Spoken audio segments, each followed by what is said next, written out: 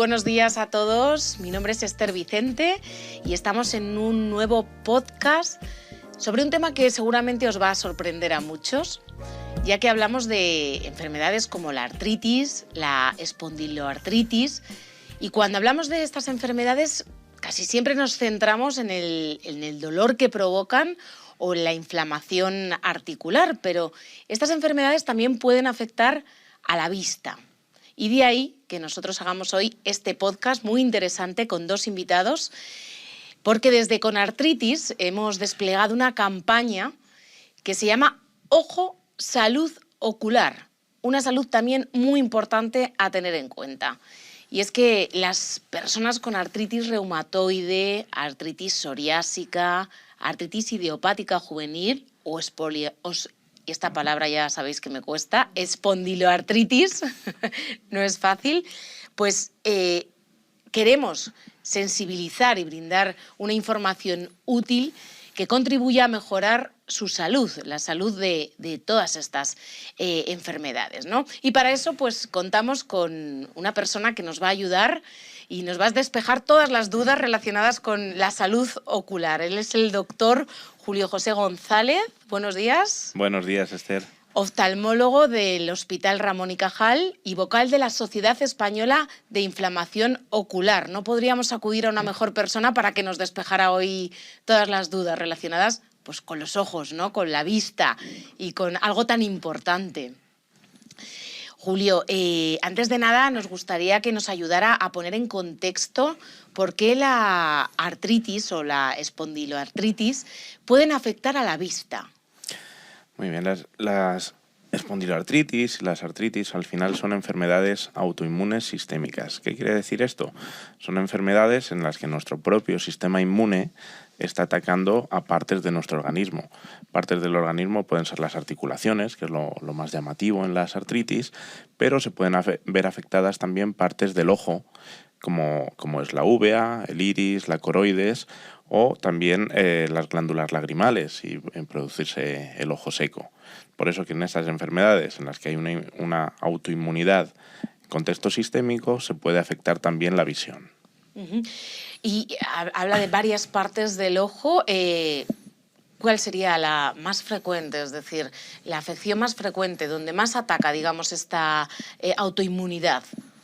Lo más conocido, sobre todo, son las uveitis. La uvea es la capa vascular del ojo, que está formada por el iris, el cuerpo ciliar y la coroides. Es la capa que tiene mayor concentración de vasos y donde más frecuentemente hay afectación de estas enfermedades autoinmunes. Ahí es donde, digamos, más afecta, ¿no? ¿Es común que afecte a la vista? Es un síntoma relativamente frecuente. Hay pacientes que pueden tener uveitis sin tener artritis y al revés. Hay pacientes que pueden tener artritis sin tener uveitis, pero con frecuencia estas dos enfermedades se pueden solapar. Uh-huh. ¿Se pueden solapar? ¿Cómo es la vida cuando se solapan estas enfermedades? Pues puede haber, hay uveitis que cursan por brotes, un brote de inflamación que produce dolor, pérdida de visión y luego remite con el tratamiento. Y hay uveitis que son crónicas, que producen una inflamación crónica y poquito a poco pues van quitando visión. Y si no se tratan a tiempo pueden llegar hasta la ceguera. Uveitis, como vamos a seguir hablando de esto, ¿qué es exactamente para que lo entendamos? Uveitis es inflamación de la uvea. Todas las palabras que acaban en itis es inflamación de una parte del cuerpo. Artritis, inflamación de las articulaciones. Uveitis, inflamación de esta capa vascular del ojo. Uh-huh. Vamos a ir un paso antes, yo creo, antes de saber cómo son esos síntomas o cómo se desarrolla. ¿Cómo se pueden prevenir? No sé si hay alguna manera también de intentar por lo menos frenarlo. Pues no está claro que haya forma de conseguir una prevención primaria. Es decir, evitar que aparezca la enfermedad antes de que haya dado ningún síntoma.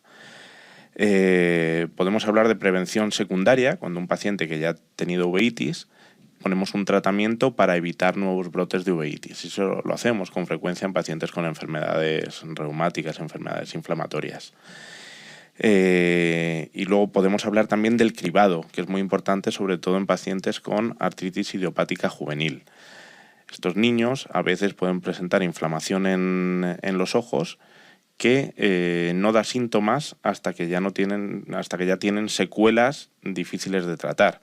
Por eso esos niños es importante que sean remitidos, una vez que tienen el diagnóstico de artritis idiopática juvenil, remitidos al oftalmólogo para que valore el ojo por dentro y vea si hay o no hay inflamación, y si hay inflamación, tratarla antes de que deje secuelas. O sea, digamos que se entera uno una vez que ya ha aparecido esa inflamación. No hay una manera de decir vamos a pararlo, vamos a intentar que no hay una aparezca. forma clara de conseguir una prevención primaria, de prevenir que aparezca antes de que aparezca.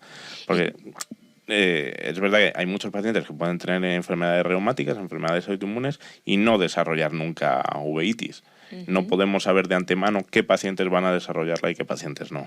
Le he preguntado antes, pero por poner un porcentaje, ¿cuántas pacientes más o menos, el porcentaje, cuál puede ser de esas personas que puedan llegar a desarrollarlo? Pues mira, en un estudio que hicimos recientemente de artropatía psoriásica, creo recordar, por ejemplo, en toda la cohorte de pacientes que teníamos con artropatía psoriásica en el Ramón y Cajal, vimos que aproximadamente alrededor del 2%, es decir, 1 de cada 50 desarrollaban uveitis. O sea, no es un porcentaje muy grande. Depende mucho de la patología. En la artritis idiopática juvenil, por ejemplo, en función de qué tipo de artritis idiopática juvenil, hay algunas, pues como la forma sistémica, que es muy raro que vayan a desarrollar uveitis, y hay otras como las oligoartritis ANA positivo, en las que es muy frecuente desarrollar uveitis. Es decir, que no todas las enfermedades reumáticas tienen un riesgo similar de desarrollar uveitis. Hay unas que es más frecuente. Pues ya os he dicho, por ejemplo, la artritis idiopática juvenil oligoarticular ANA positivo, y hay otras que es mucho más raro. Por ejemplo, la artritis reumatoide, es muy raro que estos pacientes desarrollen uveitis. En la artritis reumatoide no se suele producir uveitis, pero sí se pueden producir otras inflamaciones oculares, como por ejemplo escleritis, inflamación del blanco del ojo, de la esclera, o queratitis ulcerativa periférica, una inflamación de la córnea. Esas sí que tienen más relación con la artritis reumatoide. Estas dos enfermedades inflamatorias de los ojos, ¿cómo se desarrollan? Es decir, ¿qué es lo que siente el paciente cuando se inflama? Cuando tiene una inflamación en el ojo, me imagino que serán todas parecidas. Sí, los síntomas son bastante comunes, suelen consistir en ojo rojo, suele ser doloroso, aunque hay algunos casos en los que no. Por ejemplo, como os he dicho, en los niños pequeños con artritis idiopática juvenil pueden no doler, y pérdida de visión borrosa. Normalmente se va instaurando poquito a poco una visión borrosa. Y es muy característico también el dolor. Molestias con la luminosidad, fotofobia, suele acompañarse en la uveitis. ¿Se puede llegar a perder incluso la visión completa? Sí, en nuestro medio, con los tratamientos actuales, ya no es muy frecuente que los pacientes se queden ciegos por uveitis, sobre todo estas asociadas a enfermedades autoinmunes. Hay otras uveitis que son de causa infecciosa que sí que pueden dejar ciego al paciente con más frecuencia, pero no es el objeto de esta charla. Pero en países en vías de desarrollo, la uveitis, la inflamación ocular, es una causa frecuente de pérdida de visión. Y a nivel global, teniendo esto en cuenta, es una causa frecuente de pérdida de visión.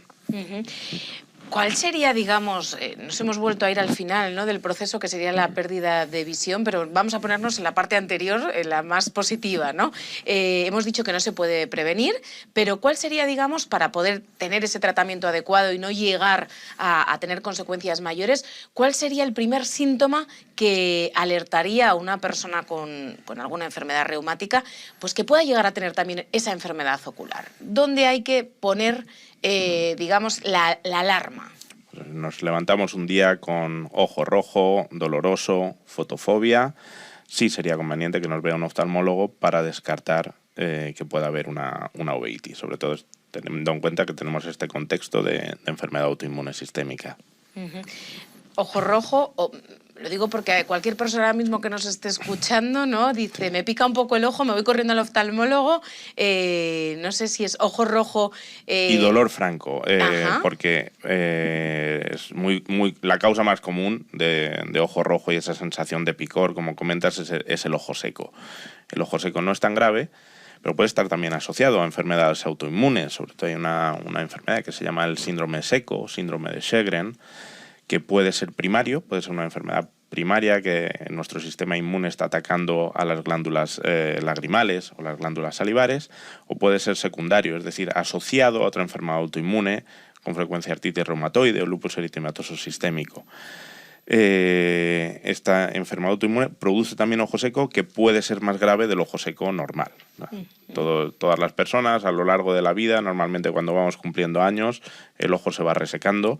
Las mujeres más que en los hombres, sobre todo a partir de la menopausia, pero si además tenemos una enfermedad autoinmune, tenemos el riesgo de desarrollar una afectación autoinmune de las glándulas lagrimales que agrave este ojo seco. Y dice la mujer más que los hombres, es decir, hay una proporción mayor femenina. En casi todas las enfermedades autoinmunes, el riesgo de desarrollarlas es mayor en mujeres que en hombres. ¿Hay alguna explicación? No está muy claro el motivo, pero sí que se ha visto y es bastante común en todas las series epidemiológicas que las enfermedades autoinmunes son más comunes en mujeres que en hombres.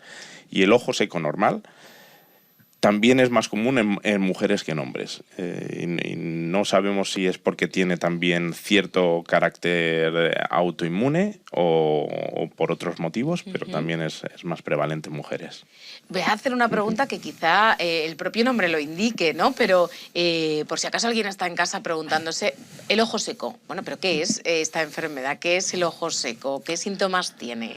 Pues el ojo seco, después de ese nombre que parece sencillo, hay una enfermedad que es bastante más compleja porque puede tener varias causas.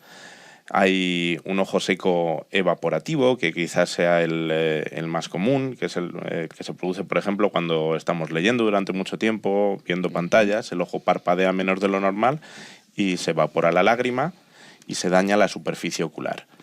Hay otros ojos secos que pueden ser acuodeficientes. Se llama ojo seco acuodeficiente cuando el problema viene de la glándula lagrimal que no produce suficiente agua. Este es el que vemos sobre todo en enfermedades autoinmunes. ¿Y eso qué produce? ¿Cuál es el síntoma? Ese picor del que hablaba. Claro, la lágrima es necesaria para nutrir la superficie ocular y para mantener la salud de la superficie ocular. Y si no hay suficientemente lágrima o esta se evapora con mayor o por algún problema en los párpados, no se extiende bien por la superficie ocular, las zonas que se quedan secas se daña el epitelio y aparecen pequeñas heriditas en la superficie ocular que dan esa sensación de tener arenilla en los ojos. O sea, picor, escozor. Esto que creo que todos en algún momento lo hemos tenido y es bastante incómodo, ¿no? Lo es. Lo primero que hacemos, sin duda, es coger la mano, el dedo y echarlo al ojo, ¿no? Y refregar el ojo, ya sea por exceso de lágrima o ya sea porque nos pica porque está seco, ¿no? Esto entiendo que no se debe hacer, que es un comportamiento... Sí, no es conveniente. A ver, se hace porque frotar pues induce la secreción de más lágrima. El problema es que a veces esa lágrima no es de la calidad suficiente y eso es muy común en gente mayor, que se quejan de que...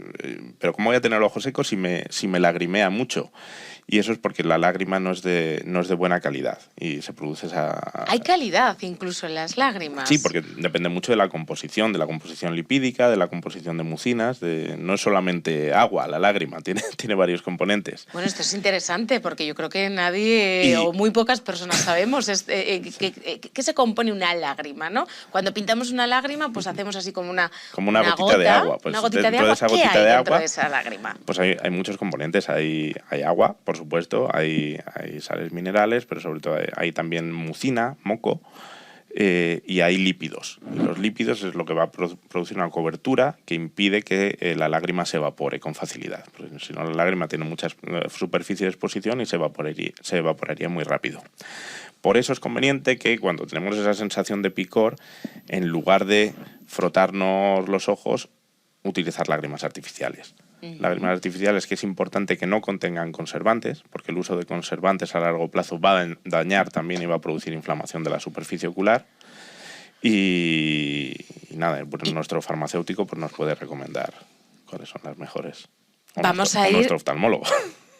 Sí, que ahora vemos un poco la diferencia, pero no, imagínese, doctor, que no tenemos lágrimas artificiales en ese momento, ¿no? Porque, bueno, pues uno lo puede llevar en el bolso, pero en el momento que seguramente lo va a necesitar, como muchas otras cosas, no lo tiene a mano. ¿Cuál sería el comportamiento adecuado? Es decir, cogemos, es mejor un Kleenex, un papel de otro tipo, tela...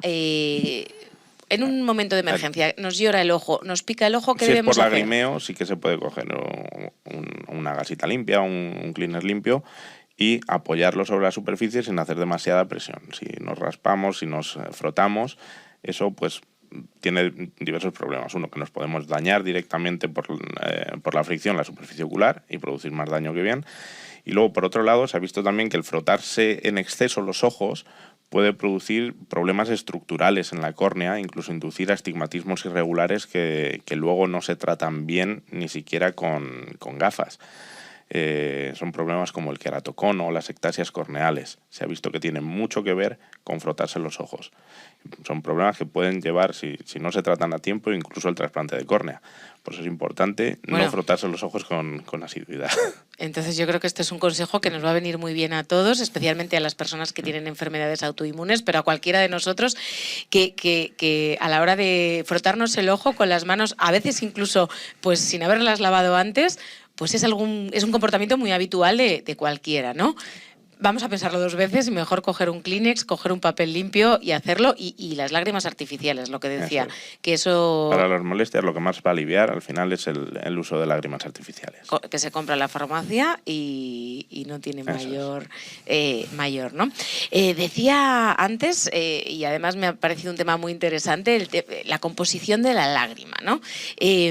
Nosotros componemos la lágrima, es decir, con nuestra alimentación, con nuestros hábitos de vida, hacemos que nuestra lágrima sea de una manera o sea de otra, o esto es, digamos, por naturaleza. Pues tiene parte y parte. Es verdad que se ha visto que la dieta mediterránea, dieta líquida rica en lípidos omega 3, ácidos grasos omega 3, puede mejorar la composición de la lágrima. Pero hay parte que es natural, que viene de nuestra genética, hay parte que viene del ambiente también, no es la misma lágrima, no se va a mantener igual de bien la lágrima en un clima seco como el que tenemos en Madrid que en un clima húmedo, donde dura más la lágrima en el ojo, es menos frecuente el ojo seco. En un clima como Madrid es más frecuente, digamos, el ojo seco. El ojo seco. Sí. Claro, si nos vamos a Valencia, si nos vamos al Mediterráneo, donde hay más humedad, va a ser menos frecuente el ojo seco. Hemos dicho, y luego las enfermedades pueden alterar también la composición de la lágrima. Las enfermedades como el síndrome seco pues van a producir un déficit de formación del agua de la lágrima y un ojo seco, en este caso, patológico. Hablábamos de la alimentación que influye no solamente para los ojos, sino que influye en todo el cuerpo, ¿no? Pero ¿y para un brote, de estos brotes que hablábamos visuales, ¿no? O sea, cuando tenemos una enfermedad autoinmune, el tener una buena alimentación o una mala alimentación influye a la hora de poder tener un brote visual.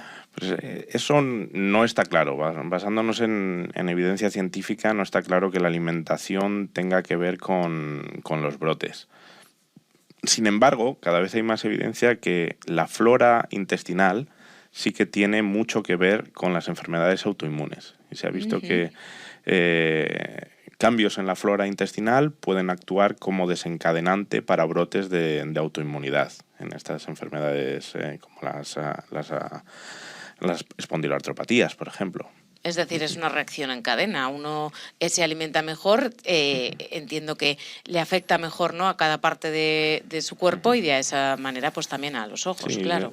Se piensa que puede tener que ver también con la exposición que el sistema inmune tiene a la flora, a las bacterias que viven en nuestro sistema digestivo y que se produzcan reacciones cruzadas que, por ejemplo, reconoce como extraña una bacteria, pero esa parte de la bacteria que reconoce como extraña nuestro sistema inmune es similar a una parte del ojo y eso puede desencadenar ese brote de uveitis. Ajá, bueno, Incluso se están proponiendo tratamientos con probióticos y con inducir cambios en la flora intestinal para disminuir el riesgo de brotes. Pero vamos, es decir, que si se consiguiera demostrar que la flora intestinal está muy relacionada con los ojos, tratando la flora intestinal, se podría llegar a mejorar también la salud ocular. Eso sería lo ideal, pero está todavía en investigación. Pero parece que por ahí pueden ir las cosas. Lo importante que es invertir en investigación, ¿verdad? Que podamos seguir avanzando. Eso es. Sin duda, para poder tener, bueno, pues respuesta a todas estas preguntas, ¿no? que nos dan este tema y tantos otros relacionados con la salud y que todos nos interesan. Hay otra pregunta también que le quería hacer en relación con cómo nos cuidamos, cómo prevenimos, porque ¿esto se hereda? Es decir, ¿es hereditario el tener una buena o una mala salud ocular? Bueno, en cuanto a las uveitis, sí que hay algunos genes que predisponen, aumentan el riesgo a desencadenar algunas uveitis. Sobre todo tienen que ver con el complejo mayor de histocompatibilidad, que son esas proteínas que tienen nuestros linfocitos que reconocen antígenos.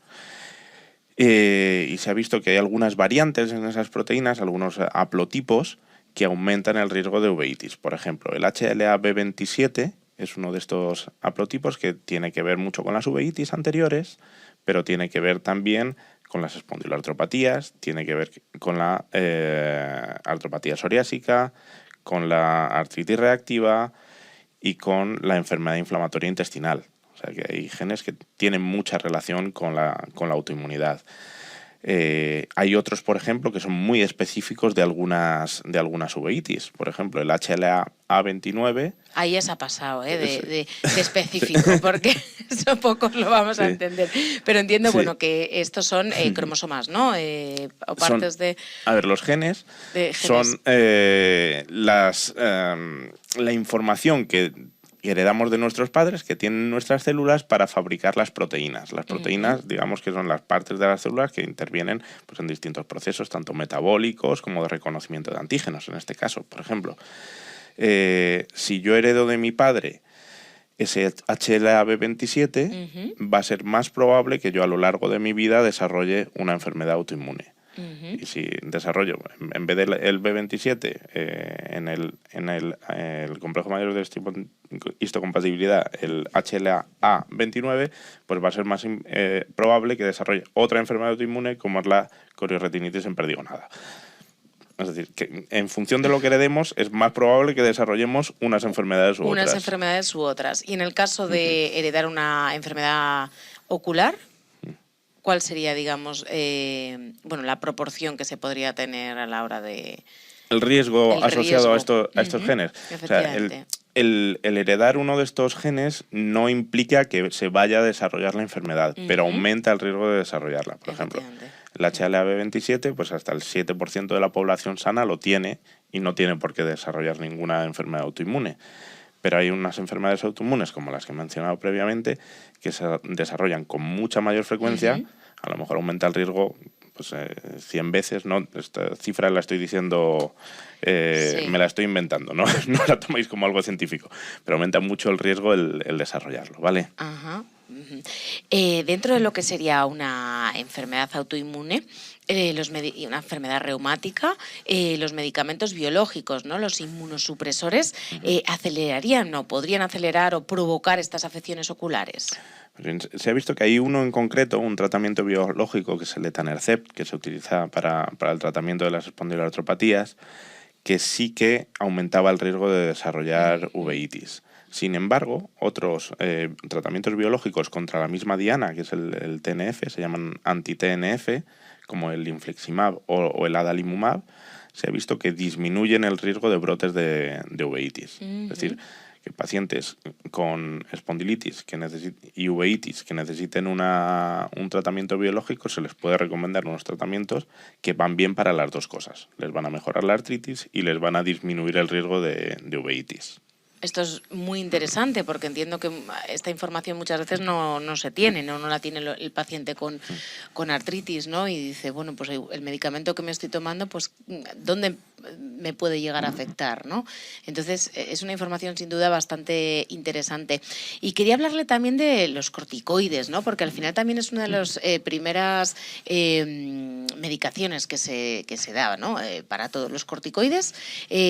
Primero, el tomar cortisona, corticoide, afecta también al ojo, a la vista. Sí, a ver, los corticoides son los mejores inmunosupresores que tenemos porque actúan muy bien, pero el problema es que tienen muchos efectos secundarios. Por eso, aunque los utilizamos porque son muy buenos para inducir la remisión de la enfermedad, no son buenos a largo plazo porque van a aumentar mucho los efectos secundarios, que pueden ser sistémicos, pues ya sabemos que el aumento de peso, hipertensión, diabetes, más propensión a infecciones, osteoporosis, todo eso tiene que ver con la toma de corticoides, pero en el ojo también pueden tener efectos secundarios específicos, sobre todo dos: desarrollo de cataratas y desarrollo de glaucoma.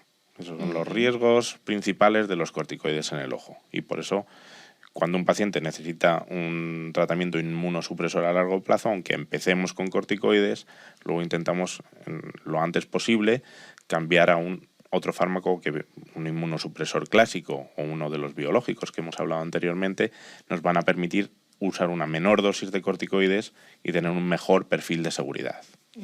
Porque la única manera sería bajar la dosis de corticoides, es decir, ¿no habría alguna otra medicación que se podría utilizar a la vez para poder prevenir también, pues, que no aparecieran estas enfermedades oculares? Si seguimos con una dosis de corticoides alta, vamos a tener efectos secundarios seguros.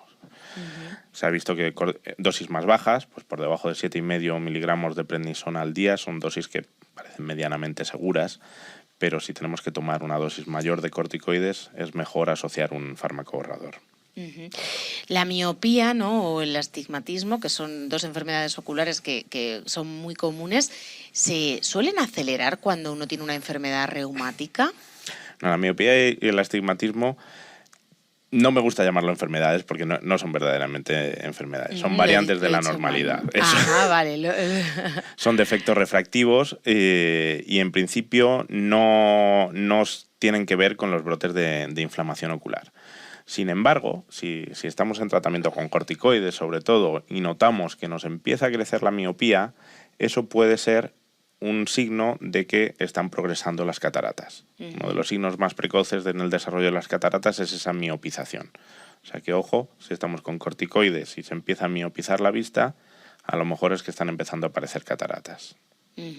Hablaba usted antes, además, del tema, y además está bien relacionado con esto que decíamos, la miopía, el astigmatismo no son enfermedades, he sido yo que lo he exagerado, ¿no? Pero bueno, también son parte de la normalidad del ojo y de la vida ocular, que se ven afectadas, entiendo, por las pantallas. Era algo que decía y que ha hablado usted antes. ¿En qué afecta o cómo recomienda utilizar las pantallas a la hora también de tener una buena salud ocular? A ver, la afectación sí que se ha visto, sobre todo, eso tiene importancia sobre todo en el desarrollo durante la infancia, no tanto las pantallas en sí, sino como el estar utilizando mucho tiempo la vista de cerca y poco la vista de lejos. Sí que se ha visto en estudios que el pasar tiempo al aire libre disminuye en niños y adolescentes el desarrollo de miopía, y el pasar más tiempo encerrado entre cuatro paredes aumenta las probabilidades de desarrollar miopía. Eso se ha visto pues en estudios poblacionales. Por ejemplo, en China ahora mismo, en los países del extremo oriente, hay una epidemia tremenda de miopía, pues por los cambios culturales y los cambios en cómo lo vivimos, en cómo nos relacionamos. Bueno, el utilizar más, a lo mejor, un iPad que salir a pasear. Eso es. El ver más la televisión que irnos a la montaña, ¿no? Eso es. Ese tipo de comportamientos que cada vez vamos teniendo, ¿no? Más. Y decía que tiene que ver no tanto con la exposición, sino con la distancia. Eso es. Es Al decir, estar utilizando mucho la vista de cerca, pues el ojo tiende a crecer más. Que si uno tiene un hijo y le va a poner una película, es mejor hacerlo, no es que no se la ponga o no es que no le exponga a la película, sino que lo haga de la manera más retirada posible de la pantalla. Ese es su consejo, digamos. Sí, y sobre todo que pase tiempo al aire libre. ¿Y que pase tiempo? Hay también dudas sobre si realmente es el tiempo entre cuatro paredes por estar mirando de cerca o por que entra menor cantidad de luz al ojo, y si es la cantidad de luz de estar al aire libre la que induce ese crecimiento más normal del ojo. Uh-huh. ¿Y con el tema de la lectura? ¿También nos puede dar algún consejo relacionado con cómo debemos leer para que también nuestro ojo se vea lo menos afectado posible? Pues a ver, ahí ya depende de las circunstancias de cada uno. Si es un ojo completamente sano, pues uno puede leer como quiera. Tiene que saber eso, que el tiempo que esté leyendo se va a parpadear menos y es más frecuente que luego el ojo se reseque. Uh-huh. Pero si ya tenemos problemas de visión, pues ahí sí que puede ser necesario algún tipo de adaptaciones. Por ejemplo, a veces es más cómodo si tenemos un libro electrónico poner el fondo negro y las letras en blanco, o aumentar el tamaño de la letra para adaptarlo a las necesidades que tengamos cada uno. Uh-huh. Aumentar el tamaño de la letra no significa que nos hemos vuelto mayores y que ya no vemos, ¿no? Bueno, que muchas veces significa que vamos a prevenir el a partir de los 45 años, todos en mayor o menor medida nos va a venir la presbicia y vamos a empezar a tener dificultades de cerca. Pero me refiero que si lo hacemos antes, que es mucho mejor, que no significa que ya... Sí, no pasa nada por hacerlo antes. No va a crecer más rápido la presbicia. Eso es que muchas veces se tiene dudas, ¿no? Dices, que si lo pongo más grande la letra, mi ojo se acostumbra y entonces va a crecer mi presbicia. Esto es No, eso va aumentando por cumplir años, no depende de lo que hagamos. Esta es la edad. Doctor, queremos consejos, sobre todo, para una buena salud ocular. ¿Qué nos puede recomendar? ¿Qué podemos hacer en nuestro día a día? Tanto las personas que tienen estas enfermedades reumáticas como cualquiera. Los ojos al final es algo, y la vista, que todos debemos cuidar. Pues eso, no abusar del tiempo fijando mucho la vista, intentar hacer descansos cuando estemos estudiando, cuando estemos mirando pantallas. ¿Descansos con los ojos abiertos, con los ojos cerrados? Como quieras, no mirar la pantalla durante ese tiempo, intentar mirar de lejos, pasar tiempo al aire libre. Se ha visto que es bueno no solo para la vista, sino para la salud mental también. Uh-huh. Y era muy relacionado también, una buena salud. Eso sí, si tenemos ojo seco, pues usar lágrimas artificiales, usar tratamientos lubricantes, tanto como necesitemos. Y si luego ya tenemos enfermedades autoinmunes de la vista, pues lo importante es acudir a un oftalmólogo, especialista en inflamación ocular, idealmente, y eso le quería preguntar también, ¿no? Ya para terminar, nos encontramos mal, nos pican los ojos, tenemos algún problema, ¿no? Y cuando uno tiene una molestia, pues va directamente a la óptica, ¿no? Pero realmente, ¿qué es lo que tenemos que hacer? ¿Cuál es el papel del oftalmólogo y el del optometrista? ¿Dónde tenemos que acudir? ¿Dónde está la diferencia? Sí, el optometrista es un profesional encargado de la salud visual. En España, en concreto, son ópticos y optometristas, es decir, están capacitados tanto como para diagnosticar problemas refractivos, como miopía, astigmatismo, que hemos hablado, presbicia, como para poner tratamientos ópticos para estos problemas, gafas, adaptación de lentes de contacto. El oftalmólogo es un médico que ha hecho una especialidad en oftalmología y se dedica al diagnóstico y tratamientos médicos y quirúrgicos de los problemas de salud. Es decir, que si tenemos una enfermedad autoinmune, como una uveitis, como una escleritis, de las que hemos hablado, hay que ponerse en manos del oftalmólogo. Si lo que tenemos es presbicia, miopía, el optometrista está completamente capacitado para solucionar esos problemas con equipación óptica. Usted, como oftalmólogo, ¿cuál sería la terapia visual? No sé si se dice así, terapia visual para una persona que tiene una enfermedad reumatoide y bueno, pues que necesita, tiene también un brote visual, digamos, y que necesita un tratamiento. ¿Cuál sería ese tratamiento, esa terapia visual? Terapia en las enfermedades autoinmunes de la vista, el tratamiento suele ser médico, suelen ser problemas médicos, ya os he dicho, de carácter autoinmune. Lo primero es diagnosticarlo, ver qué parte del ojo está afecto, porque no va a ser el mismo el tratamiento si está afectada la esclera, si está afectada la córnea, si está afectada, es una uveitis anterior, intermedia, posterior o todo el ojo, lo que llamamos una panuveitis.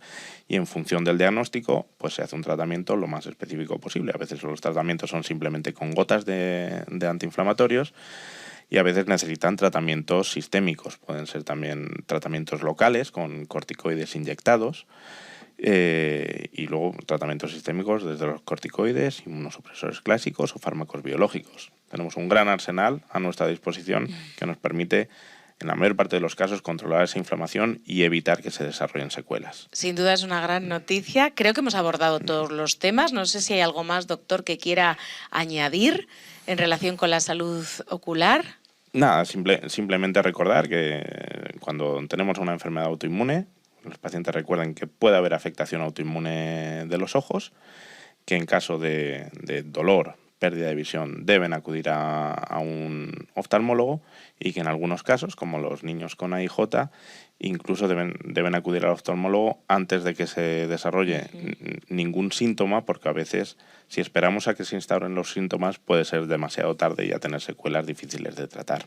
De manera preventiva, ¿no? Tan importante que es ahora también el medicarse preventivamente, el poder acudir a un médico antes de que aparezca la enfermedad. Para terminar, última pregunta. Quería saber qué le parece a usted las campañas como esta, ¿no?, que hace con artritis, Ojo, Salud Ocular, el que podamos tener información de primera mano para cosas tan específicas y dudas que de alguna manera pues pueden ayudarnos mucho en el día a día también. Yo creo que las asociaciones de pacientes hacen una gran labor, y que es necesario el trabajar mano a mano médicos y pacientes para mejorar en la medida de lo que podamos la calidad de vida de nuestra población. Sin duda, pues hasta aquí nuestro granito de arena, digamos. Ha sido un placer, doctor, hablar con usted. Hemos dicho que por un lado está el oftalmólogo y por otro lado el optometrista, ¿no? Y que en función de lo que necesitemos acudiremos a uno o a otro. Acabamos de acudir al oftalmólogo a despejar nuestras dudas con usted. Vamos a la segunda parte del podcast que tenemos otro invitado, un optometrista, que también nos va a despejar esas dudas relacionadas con la vista. Muchísimas gracias por habernos atendido y por habernos despejado también incógnitas necesarias. Muchas gracias, Esther. Ha sido un placer. Bueno, y otro placer es tener aquí a Alejandro Montero. Buenos días. Hola, buenos días, Esther. Él es coordinador de optometría del grupo Ópticas Ondarreta. Buenos días, Esther. Bueno, estábamos hablando, Alejandro, de salud ocular, ¿no? Y entonces había dos vertientes, dos patas, dos especialistas a los que tenemos que acudir. Ahora nos despejas en qué caso debemos acudir al optometrista. Pues cuando uno tiene esas, vamos a llamarles molestias oculares, sobre todo si tenemos enfermedades reumáticas crónicas, ¿no? Porque ya nos ha despejado anteriormente el doctor que son enfermedades, bueno, pues que puede agravar también estas enfermedades oculares, ¿no? Pero la primera pregunta que yo tengo es, ¿a quién debo acudir cuando tengo molestias? Se lo acabo de hacer también al oftalmólogo. A usted como optometrista, ¿cuál es su opinión? ¿Oftalmólogo, optometrista? ¿Depende de para qué? ¿Cuándo? Pues a ver, esto es un debate bastante interesante. Nosotros, los ópticos optometristas, somos especialistas sanitarios, especialistas sanitarios de la visión. Realmente somos los más competentes a la hora de ayudar a hacer análisis visual, refractivo, todo lo que sea examen visual, como por ejemplo un paciente que necesite gafa por ser miope, por ser hipermétrope. Nosotros somos los especialistas en ese campo. También es verdad que en nuestra consulta, que entran muchos pacientes a lo largo del día, tenemos la capacidad de detectar alguna posible enfermedad y, si es compatible con alguna enfermedad, alguna patología grave, derivar al profesional sanitario, en este caso el oftalmólogo. Entonces, tanto el óptico optometrista como el oftalmólogo no es que seamos diferentes, somos complementarios, debemos ser complementarios.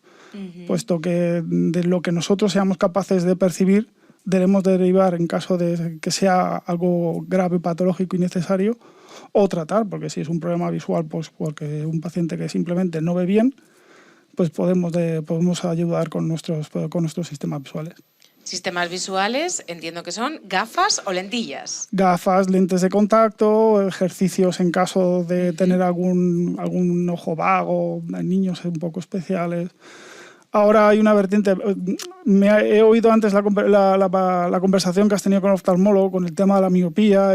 Ahora hay muchos tratamientos para la ayuda del control de la miopía, porque es interesante no solo cuando aparece la miopía, sino que no continúe, que no aumente. ¿Se puede prevenir la miopía? Más que prevenir, como te he dicho el oftalmólogo, prevenir es difícil. Es muy difícil porque el siglo XXI no está hecho para el ojo. Nuestros ojos a día de hoy no están hechos para este siglo. Interesante. A ver, el siglo XXI no está hecho para el ojo. Sí, porque... ¿Qué significa? Siglo XX, a mediados, finales del siglo XX, la gente joven realizaba más actividades en espacios abiertos. Hoy en día, en el siglo XXI, casi todos los niños y adolescentes están más tiempo en espacios cerrados. Y esto afecta al ojo. Condiciona muchísimo, eso es. Entonces, realmente estas miopías se están creando pues, por espacios cerrados, como te decía el otro compañero, no es tanto por el hecho de realizar la tarea, sino la distancia de la tarea. Entonces, existen tratamientos y ergonomía visual. Nosotros recomendamos en algunas ocasiones, pues es imposible a día de hoy una mesa ponerla frente a una ventana, porque cuando el niño esté estudiando, que sea capaz de levantar los ojos y no tenga una pared, sino que tenga algo donde fijar más lejano, a partir de 5, 6 metros, que se considera una distancia lejana suficiente para intentar desenfocar y que esa miopía no aparezca o se retrase lo máximo posible. Ese es un buen consejo, poner digamos, la mesa de estudio justo delante de una ventana. Como te decía, realmente la miopía no podemos evitar que aparezca, pero sí podemos hacer que aumente lo menos posible. Ya existen, por suerte, tratamientos de todo tipo para ello. ¿Cuáles serían tratamientos para intentar que esa miopía no avance? A día de hoy el tratamiento más efectivo es la atropina, que es un fármaco ocular que el oftalmólogo es el que lo suele recetar. Posteriormente existen tratamientos oftálmicos como, por ejemplo, lente oftálmica, lentes de contactos específicas, lente de ortoqueratología. Son tratamientos avalados y con estudios científicos suficientes, donde se ha mostrado la eficacia y, de hecho, cada vez hay más estudios sobre este campo. Es que el tema de la miopía es amplio. Bueno, amplio, común. Sí. Y preocupante, y preocupa a todos de alguna manera. No preocupante por gravedad, sino por la cantidad de personas, ¿no? Que cada vez somos más míopes, me incluyo. Sí. Yo además estoy dentro de varios estudios. Ahora colaboro con la Complutense en un estudio sobre el control de la miopía en una lente oftálmica. Tampoco puedo decir mucho más allá porque llevamos solo un año con ella.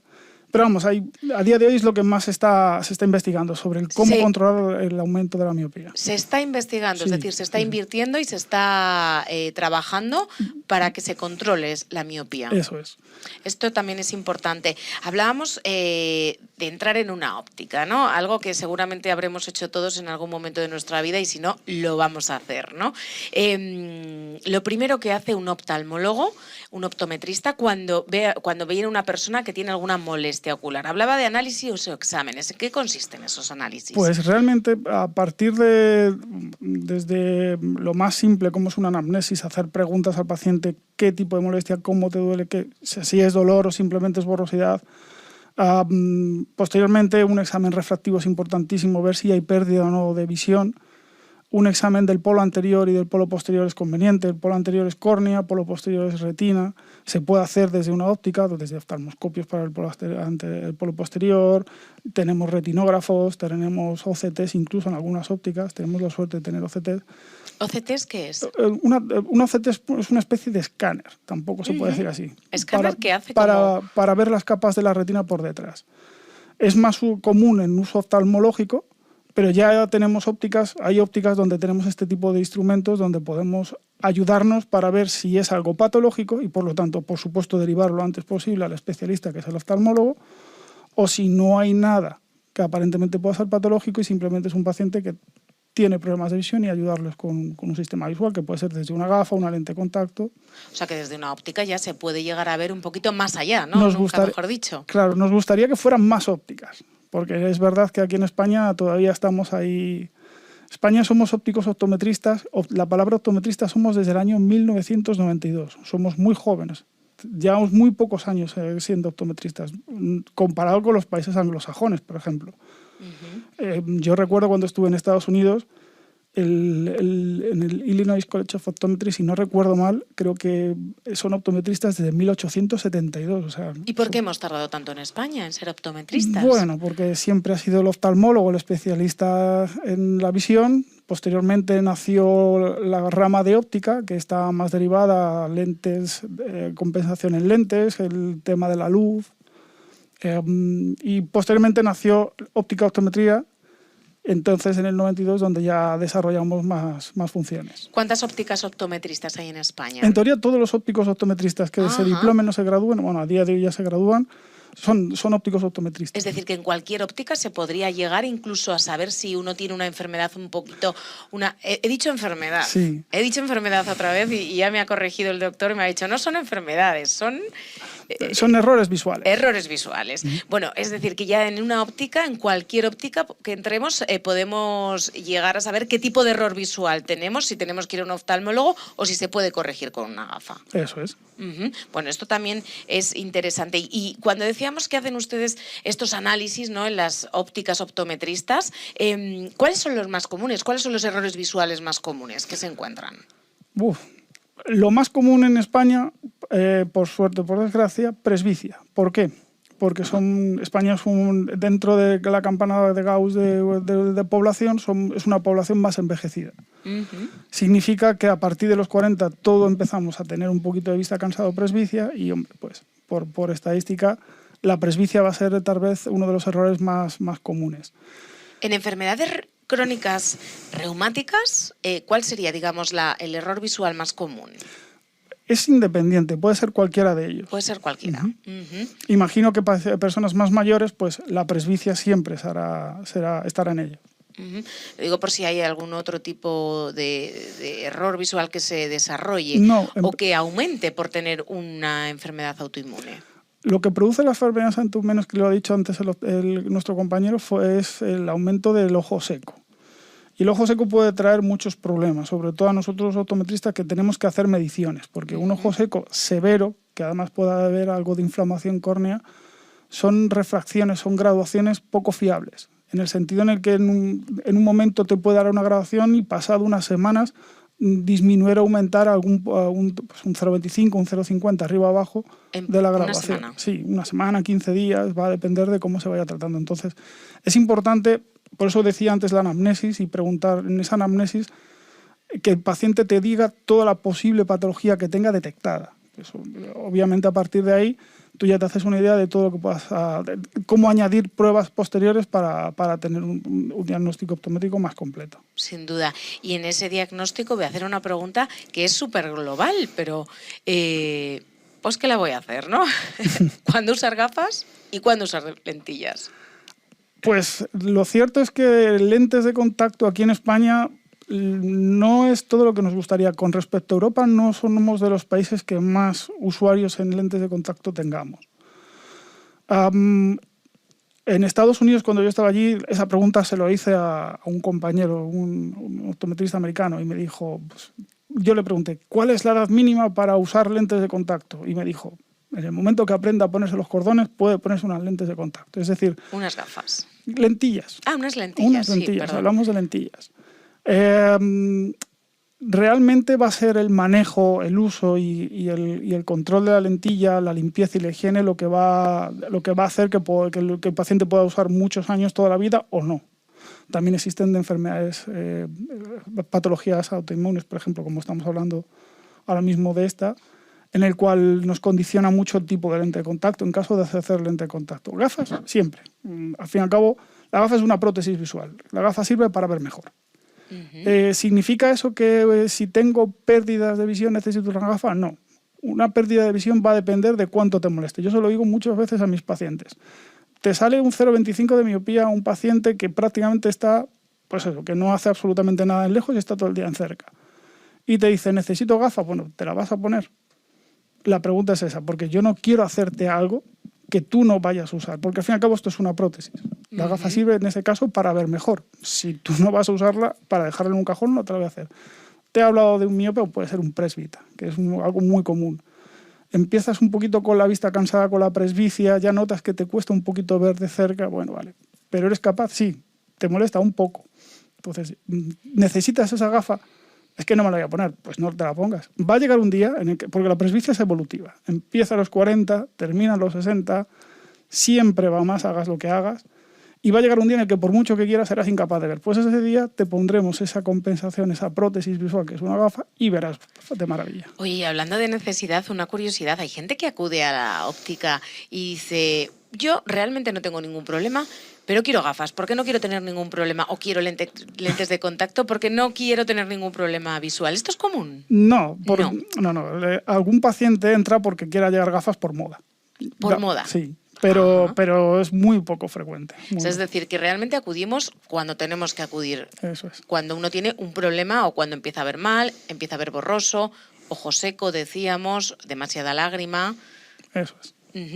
Bueno, esto está bien, ¿eh? El uso responsable también de cuándo acudir a un sitio o a otro, ¿no?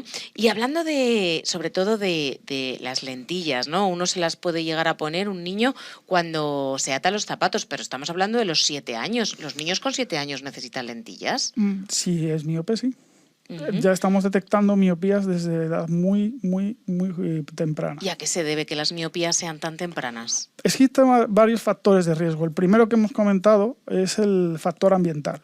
Espacios cerrados nos hacen mucho más miopes. Por eso en el siglo XX era más difícil encontrar miopías, puesto que estábamos más tiempo en espacios abiertos que cerrados. ¿Y se hereda la miopía? Y ese es otro factor importante. A pacientes con padres miopes siempre hay más probabilidades de que los niños desarrollen miopía. Cuanto más factores, es decir, si solo hay un padre, la probabilidad es alta, pero si los dos son miopes, la probabilidad es mucho más alta. El problema que tenemos con las miopías, y eso es importante, es que el padre o la madre que es miope de 2, sus hijos siempre van a ser un poco más miopes que los padres. Y eso significa que sus nietos van a ser mucho más miopes que los primeros. ¿Qué problema tenemos? Que a partir de 5 dioptrías de miopía se considera ya miopía magna o miopía patológica. Y eso es un gran problema a día de hoy en la población. De hecho, la OMS está preocupado porque se prevé que para el 2050 más del 50% de la población mundial sea miope. La mitad. Más de la mitad. Y se prevé que para finales del siglo, si no ayudamos a que esta miopía no crezca y se controle en el sentido en el que no haya miopías magnas o miopías patológicas, se piensa, es decir, estadísticamente se pueda pensar que a finales de siglo haya muchas cegueras provocadas por las miopías altas. O sea, a mí lo que me ha quedado claro, sin duda, es que lo que tenemos que hacer es salir de casa. Sí. ¿No? Sí, en esta entrevista lo que me ha quedado claro es que si no queremos ser miopes o no queremos tener otra enfermedad visual, lo que hay que hacer es levantarse del sofá y salir al aire libre. De hecho, eso es algo que suelo comentar mucho con los papás y las mamás que vienen a primera consulta, donde se detecta una ligerísima miopía, no suficiente para compensar, pero les dices, oye, lo primero que tienes que hacer es más tiempo en espacios abiertos, menos tiempo. ¿Le tengo que quitar la tablet o los dispositivos electrónicos? No es tanto quitarlo, sino a la distancia en las que las manejen. Eso es importantísimo. Pero también entiendo que las horas que uno pase delante de un ordenador o que pase delante de una tablet o de una televisión. Entiendo. Sí, al fin y al cabo ese tipo de actividades las hacemos en espacios cerrados, por lo tanto, claro, esa probabilidad siempre está ahí. Lo ideal, hacerlo en espacios abiertos. ¿Se puede? Pues es más difícil. Por la luz del sol, claro, que refleja. Sí, hay varias teorías en que efectivamente la luz solar juega un papel importante para el control de la miopía. Justamente es lo que quería preguntar. El sol. Nosotros salimos a la calle, ahora ya no estamos en el sofá viendo la tablet, sino que estamos en la calle, ¿no? Con el sol. ¿Cómo afecta a nuestros ojos? Pues en principio, el sol hay que tener mucho cuidado con él en el sentido en el que obviamente son rayos UV y eso cuando lo absorbe nuestro ojo puede provocar futuras patologías importantes. Eso el oftalmólogo pues seguramente hable mejor pueda deciros más de ellos, pues desde cataratas prematuras o patologías de retina, que son condicionantes importantes a la hora de la protección solar. El sol es importante estar siempre protegido de él. porque incluso puede producir hasta ojo seco, o a lo mejor aún puede aumentar el ojo seco un paciente que está en exposición solar sin protección. El sol es bueno, pero con medida. Siempre teniendo muchísimo cuidado, pues en el sentido en el que protección fantástica, que eso puede ser una gafa de sol sin ningún problema.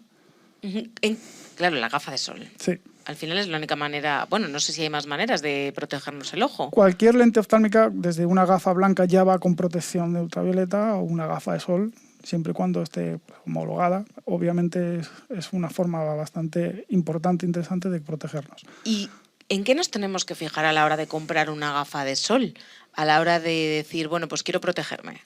En principio, nosotros desde cualquier óptica en España tenemos que tener la seguridad de poder ofrecer a nuestros pacientes, clientes, cualquier gafa de sol tiene que ir con toda la seguridad, en el sentido en el que tiene que proteger cualquier gafa de sol que compres en un establecimiento. Dicho lo cual, en ninguna óptica vas a encontrar una gafa que no proteja. Nunca. En óptica no podemos hacerlo, porque somos profesionales sanitarios y vendemos productos sanitarios. Todo lo que sea fuera de óptica, pues eso ya puede tener algunos riesgos porque no tiene no pasa por los mismos filtros que puedan pasar nuestros productos a la hora de poder vender. Porque ¿cuáles son los filtros fundamentales que debe tener una gafa de sol para que proteja? Tiene que tener protección UV. O sea, tú lo puedes poner en un espectrómetro y decir, oye, esto protege. Hay forma de saberlo. Hay máquinas o aparatos donde te dice la protección real de la lente solar. Entiendo que las gafas que compramos por 3, 4, 5, 10 euros en tiendas de moda no tienen esa protección o no tiene que ver con el dinero. No sabría decirte si tienen o no la protección porque no sé no sé por qué filtros ha pasado para saber si existe esa protección. Lo normal es que no. No sé si ha hecho el experimento, si ha ido alguna vez por diferentes tiendas a ver qué tipo de gafas, qué calidad de gafas hay. No lo he hecho. No lo ha hecho, porque sería interesante también saber lo que nos estamos poniendo en nuestros ojos. Pensamos que una simple gafa protege y a lo mejor no sé si puede incluso estar también dañando el ojo. Realmente, como te he dicho, cualquier gafa que se compre en óptica tiene que pasar por determinados filtros y cualquier gafa que se compre en óptica sí tiene protección.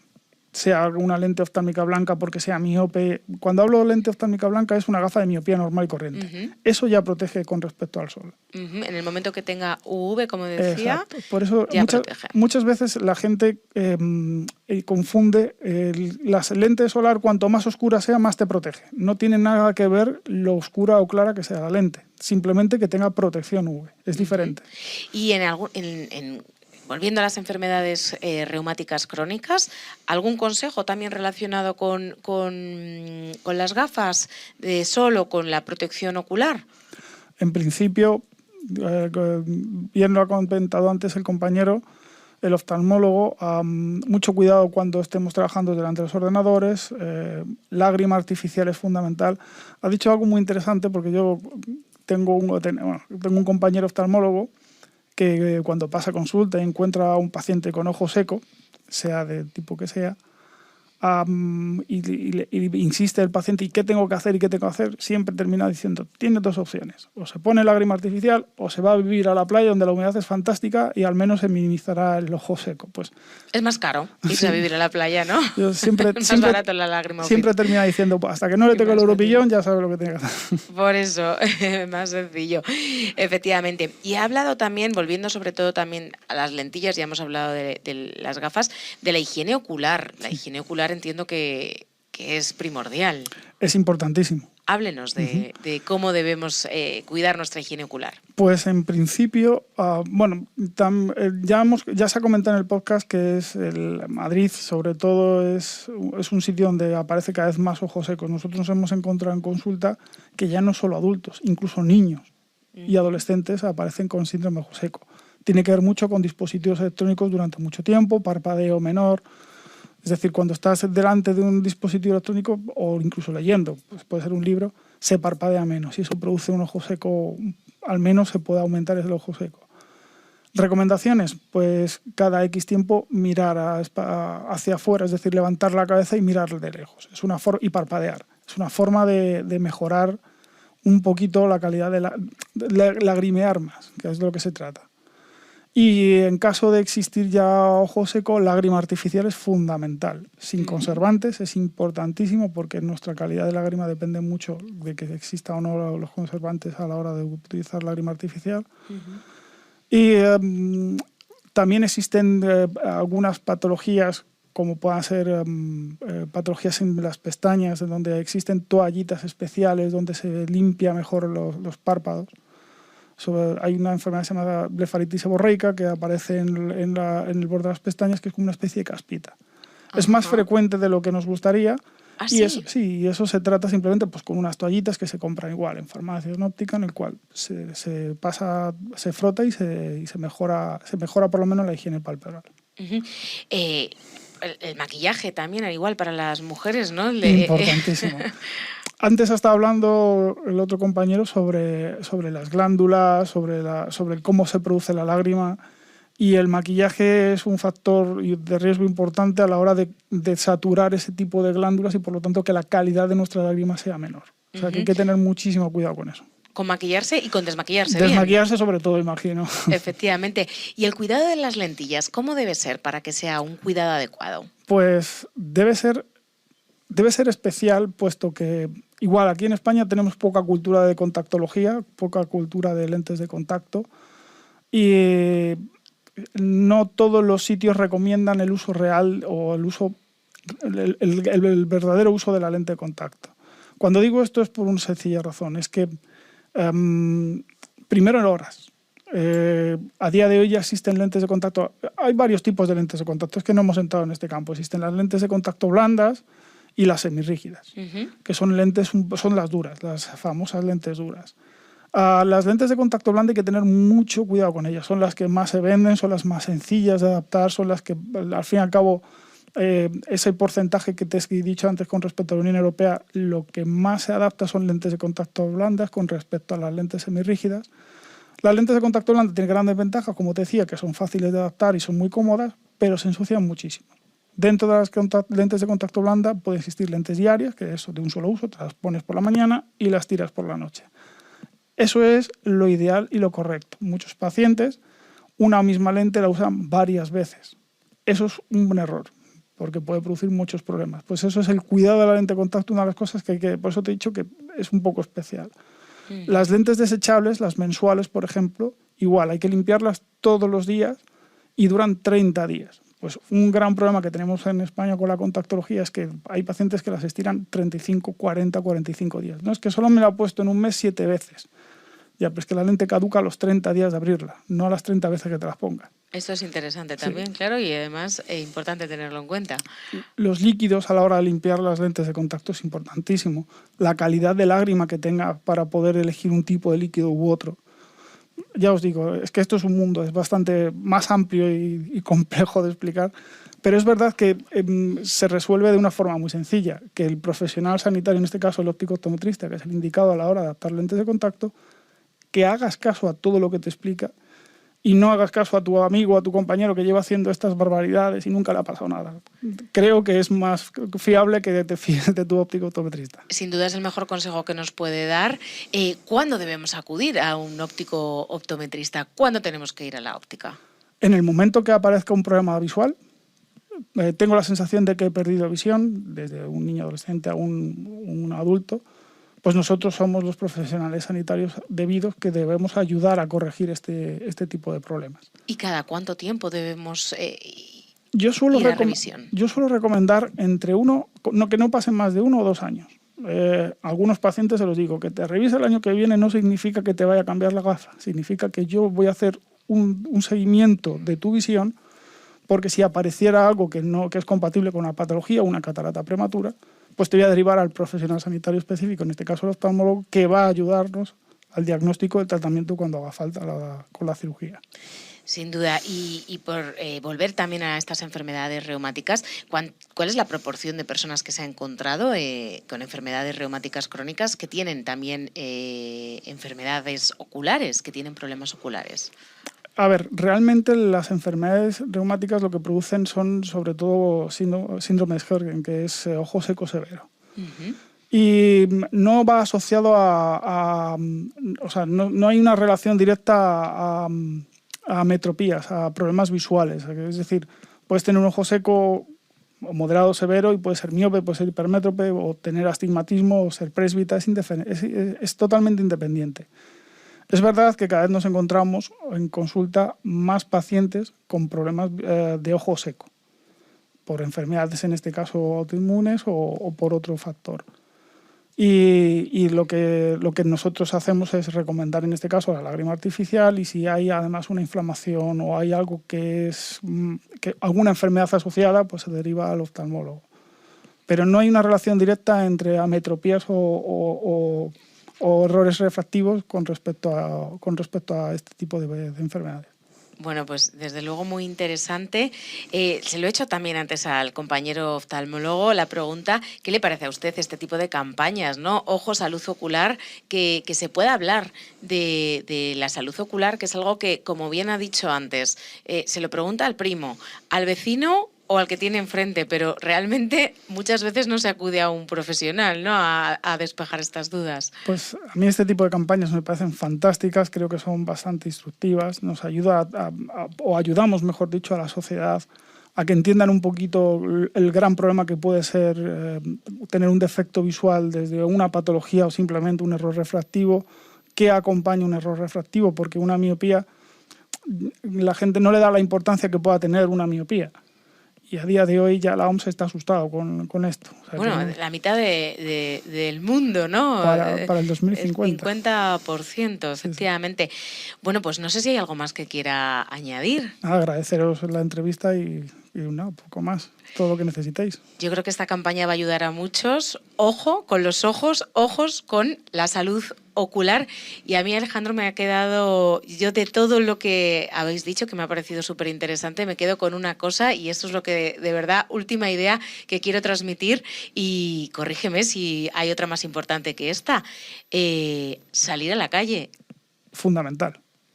De hecho, yo creo que es el mensaje, uno de los mensajes más directos que podemos tener, salir a la calle. Uh-huh. Nos quedamos con este gran mensaje, que no es poca cosa, porque no solamente para la salud ocular, para la mental, para la física y para nuestra salud en general. Levantémonos del sofá y vamos a dar un paseo, ¿verdad? Sí. Que sin duda nuestros ojos también nos lo agradecerán. Pues muchísimas gracias por habernos atendido. Muchas gracias a vosotros. Y bueno, entraremos en una óptica a preguntar todas las dudas, que creo que han quedado pocas en el aire hoy. Muchas gracias, eso espero. Gracias, Alejandro. Gracias.